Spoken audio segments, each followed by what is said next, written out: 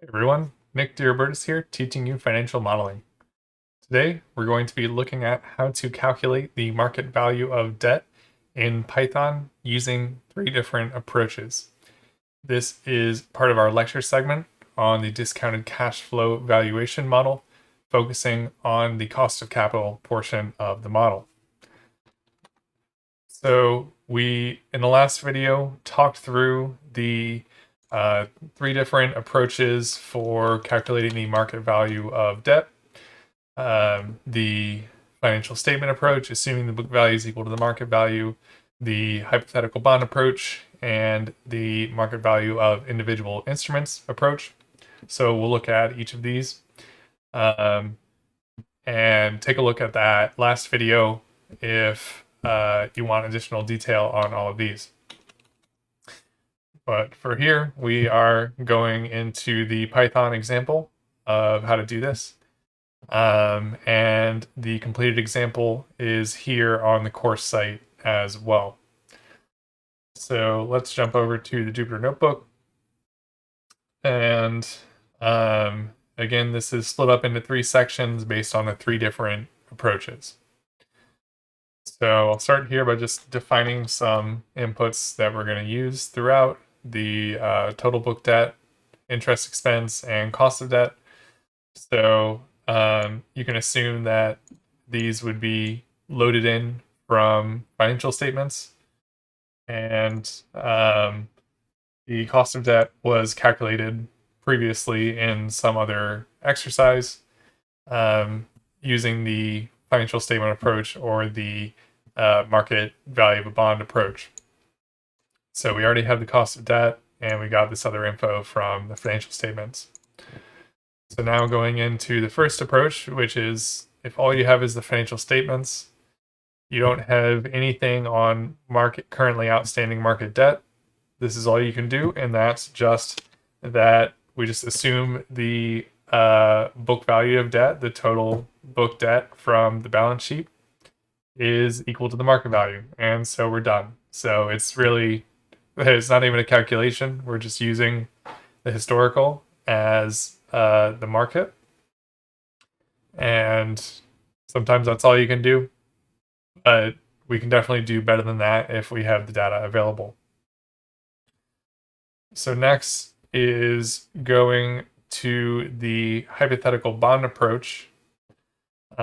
So there, for the hypothetical bond approach, we need to also know what is the average maturity of outstanding bonds, and that may be difficult to determine.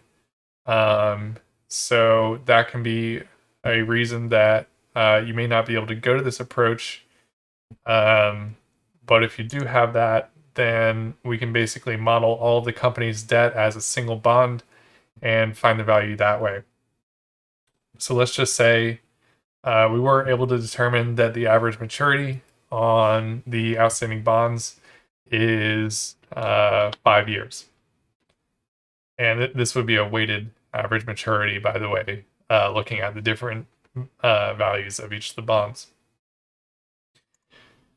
So we want to create a hypothetical bond that represents all of the company's debt. So the first thing that we need to do is come up with the coupon rate that would be paid on this hypothetical bond, which we can get that from the financial statements.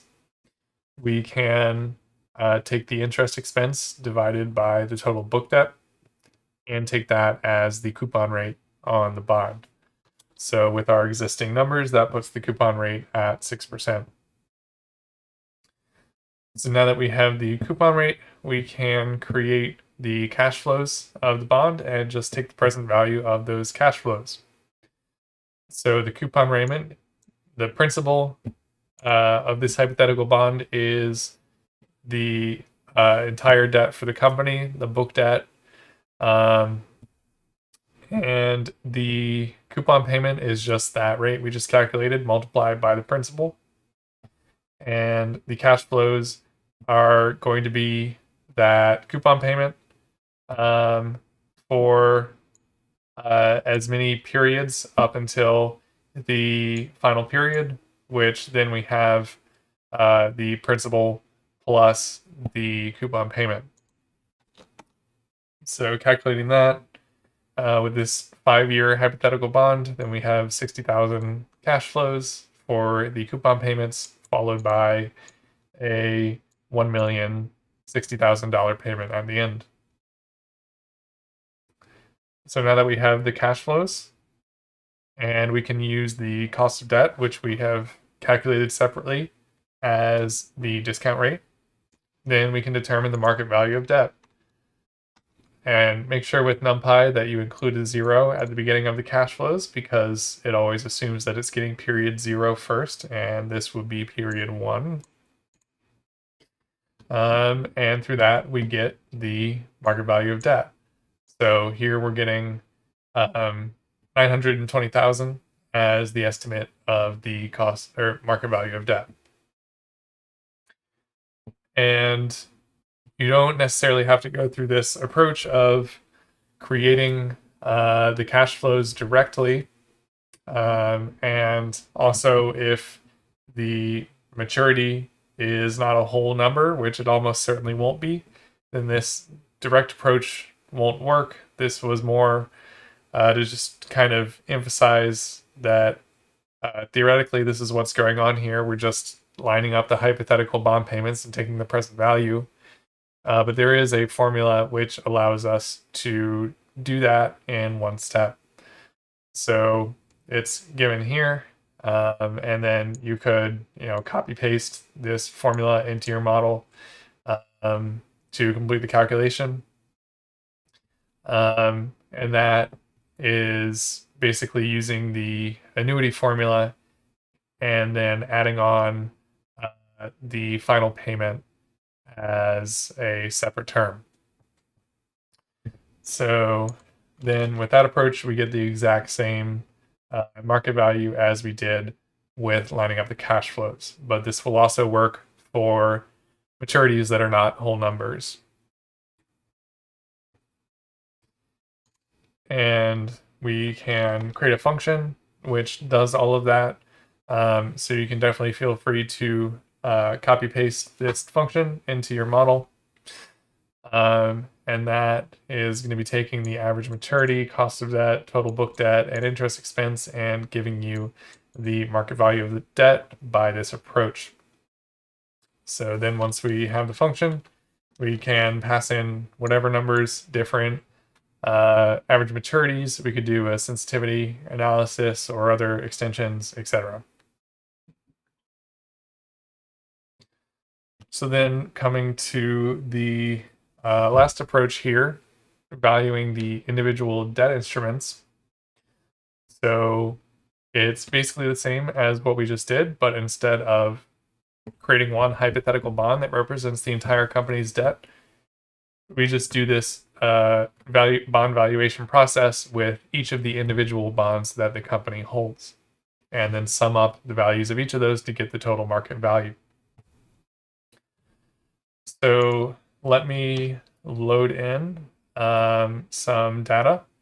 And this is just some example data of just 3 different bonds with some maturities and coupons principal.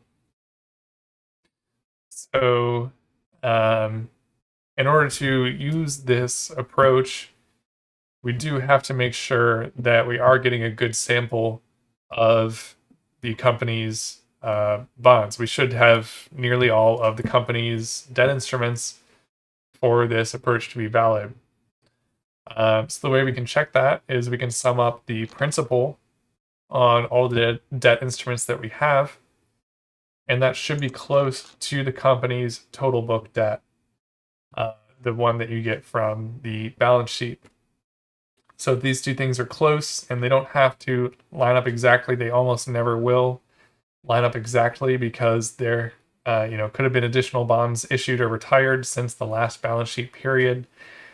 But as long as they're close, I would say within a few percent of each other, then this approach is going to be valid. And if you're further than a couple percent, you could do some kind of adjustment approach. If you have 10% if you have 90% of the bonds outstanding, then you could just multiply the ending market value that you get by 1.11, repeating to kind of normalize that. But in general, I would say just use this approach if you have data on nearly all of the bonds outstanding. So in this case, they match up exactly because it's a simple example, and so we're good to move forward. So then it's going to be the same approach that we just looked at, lining up the cash flows and taking the present value of those cash flows, and then we can get the market value of any bond. And you may want to use the function we looked at earlier instead, because that will be able to handle the decimal maturities as well. But this is just kind of, for sake of example, I think this is easier to conceptualize what's going on. So now we have a function which can get us the market value of a bond, and we have a data frame full of bonds. How do we put these two things together? Apply this function to each of the rows in the data frame to get the market value of each of the bonds that we have information on. So dot apply on the data frame is what's going to be able to do that for us. So I'm just going to briefly here introduce dot apply. And dot apply is just letting you take a function which works on one row or one piece or one cell, one part of the data frame, and you want to apply it across the data frame. So that's why it's called apply.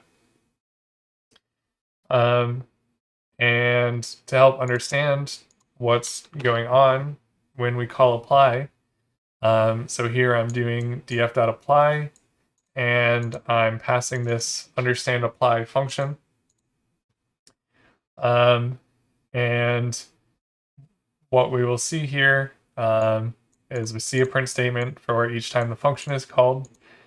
Then we will see what is being passed into this function, got values, and we can see it's a series which is there, which represents the entire row of data. We can see how these numbers match up with the first row in the data frame. And you can see that it's a series. And then with a series, we can pull out elements just like with data frame. We put the name of the value that we're trying to pull out, and it will be able to pull it out. So then the next is value of principal, and you can see it is getting this 30,000, or whatever is corresponding to the row. And this is just putting some extra lines to separate. So we can see that this function got called 3 times. It got called once for each row. And so this is exactly what we need to be able to apply this market value calculation across all of the different rows in the data frame, which represent different bonds. So if we give it a function which is able to take this series of data and return back the market value of the bond based on that data, then we can pass that function to apply and get the market value of all the bonds at once. So, and then the one other thing that you'll see in here is that I have axis equals 1. That means we want to work on the rows of the data frame. If we put axis equals 0, or that's the default, same thing will happen when I don't put any axis. It works on the columns of the data frame. And so that's why you see got values, series of things that's being passed to the function. This time we got the entire principal column rather than the first row of the data frame. So this axis equals 1 is important to be able to work on each row at once. But if you wanted to do some kind of calculation that worked on each column at once, then you wouldn't want to pass this axis equals 1. So now that we understand .apply on the data frame, now we can use that in the context of calculating the market value of these bonds. So we already have the NV bond function, as we saw previously, which can get us the market value of the bond based on these details. So now in order to use it with apply, remember that apply has to be able to take the series as its first argument. And so we wrap this NV bond function call inside another function, which is constructed specifically for using with apply on the data frame. And so that function is going to take the series as the first argument. And in order to do this calculation, we don't see anywhere in this data frame the cost of debt, and we just have a single cost of debt that we're going to want to use in all the calculations. So we're going to add that here as an additional argument, and that can be passed when we call apply by passing it by the keyword name. So any additional arguments to the function can be passed this way, and then it's going to get the same cost of debt for each row in the data frame. So the only other thing that we're doing here is we're just pulling out each of those individual values from the series. So just like we had seen back here, where we were able to pull the principal out of the series and use it, we're just doing the same thing here with the principal, the coupon rate, and the maturity. And then now that we have all those individual numbers, we call the NV bond function, passing those numbers as well as the cost of debt, which is separately passed to the function. And then it's able to return the market value of the bond. So we call this, and we see the market value of the bond of each bond. And so that lines up with the values in the data frame. You can see the ones with higher principal also have higher market values. And so this is staying aligned with each row in the data frame. So to kind of wrap this up, we can assign that back into the data frame. So I'm just doing the same apply call over here, but assigning that back into the value column of the data frame. So then when we look at it, then we have value come here as an additional column, which now we have the market value of each one of these bonds. And it doesn't matter how many rows are in this data frame. Here it was 3, could have been 3,000. Everything would have been exactly the same as far as the code that you're writing. So this is a really powerful approach to be able to calculate the market value of as many bonds as you would like. And then we ultimately want to take the sum of all these values to get the total market value of debt for the company. And that wraps up the individual bonds approach to calculating the market value of debt. But there is one additional thing to consider here, which is often you're going to have a maturity date and not a number of years of maturity. And even if you did have a number of years of maturity, usually it's going to be decimal, and so we're not going to want to use this, lining up the cash flows kind of approach. So here I'm showing the same function that we had from before, the annuity approach function, which uses this long formula. And I created another apply function, which uses that. So in general, I would recommend to go with this rather than the prior approach, where the prior approach was really just trying to help you understand the calculation that we're just lining up the cash flows and taking the present value. But this just does that same thing with a simple formula. So we'll see when we apply that, this new function, which uses the annuity approach, on the same data frame, we get the exact same values that we got with the other calculation. But this approach will be able to work for decimal maturities as well, which once you're just working with maturity dates, you're almost always going to have a decimal maturity, something other than a whole integer. So let's drop the maturity years and the value from this data frame. So now we're left with just working with the date. And we can check the data types of the columns in the data frame through this .dtypes, because we need to make sure that Pandas has correctly classified this as a date column before we can do any date operations with it. So we see that maturity date has the date time type, and so it has correctly classified it. Whereas the coupon is a floating point number and the principal is an integer. Now, where this usually goes wrong is if you have some rows which are not dates, like maybe it's a dash or a blank, or a year instead of a date, or these kinds of things are going to mess it up, and it won't be able to detect that as dates.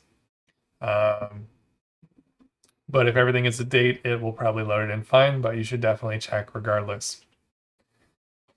But presume that it didn't come in as a date, and then we did whatever cleanup was necessary to remove these values which are not dates. Then we can convert it to a date with this Pandas toDateTime method. So we just assign back into that same column, converting that column into a date time. And after you do this, then you'll definitely be left with date time. Now it could error out if there's something in the column which can't be converted to date time, which there probably is if it wasn't loaded as a date time automatically. So you would want to add code which cleans that up and then do this date time conversion. So then we want to basically calculate that number of years of maturity using the date. So if we look at what happens when we pull out a single date, we have this timestamp. So that is the way that Pandas represents dates, is with this timestamp data type. So we ultimately want to say, well, how long is remaining on this bond? So that's the difference between the maturity date and today's date. So how do we get today's date in the code without hard coding it such that we'd have to update it every time we ran the code? Well, we have the datetime module built into Python. This is there in every Python installation. And within that, you can do datetime.datetime.today, and that is going to give you today's date and time. So you can see the date and time here. It all matches up with my system date and time. And then we can do math with those dates just fine. So if we just subtract the date which we got from the data frame, we subtract today from that date, we get 360 days as the resulting time difference or time delta. So this is another data type in the datetime library built into Python, which represents the difference between two dates. But we need to convert this time delta into a number of years. Now there are some packages out there which make this process really easy. Like dateutil is one of those packages, and then you'll just have like a dot seconds or dot years kind of attribute. Takes a little bit extra effort with the just built-in libraries, but it's not too bad. What we have to do is convert it to a number of seconds. So the dot total seconds method will convert this time delta into a floating point number of how many seconds are in the difference. And then you can calculate how many seconds are in a year, or whatever time, whatever length of period you're using in your analysis. So here, this is 31 million seconds in a year. And then you just divide the seconds by the number of seconds per year to get the years elapsed. So, and then even you don't necessarily have to do that all yourself. You can just grab this function from the example, which does all it for you. So it takes whatever date, and it's going to grab today's date, take the difference, take the total seconds of that difference, and turn that into years. So you just call this function on a date, and it's going to tell you how many years until that date. And remember that when we use a function with apply, that it needs to be able to take the series, the row series, as the first argument. So we just make one more function for the purposes of apply, which just wraps calling this function, which converts the date into a number of years from today. And all this function does is it takes the series, it gets the date out of the series, and returns the number of years. And here I made it an optional argument of the name of this date column, so that if your column is called maturity space parentheses date, then it will just work. Otherwise, you can pass whatever the date column is, and it will work with whatever your date column is called without you having to modify the function. But here, the name is maturity date in the data frame, and so this just directly worked. And so that got us the years to maturity for each of these assets. So then we can just assign that back into the data frame, and we'll have a number of years of maturity for each of the bonds. Then we can just do apply again with our annuity approach apply function, and that will get us the value of these bonds as well. And we simply just sum those, each of these values, in order to get the total market value of debt for the company. So that's a full overview of how to calculate the market value of debt in Python. So thanks for listening, and see you next time.